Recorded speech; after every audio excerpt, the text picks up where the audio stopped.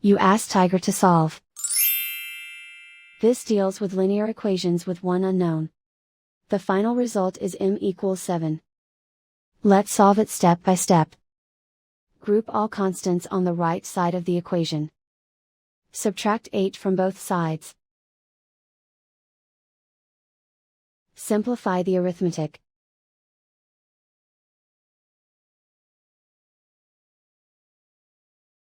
Isolate the m. Divide both sides by 4. Simplify the fraction.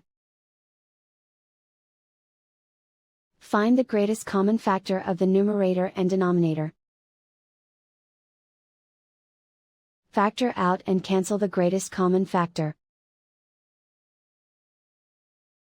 And so the final result is m equals 7.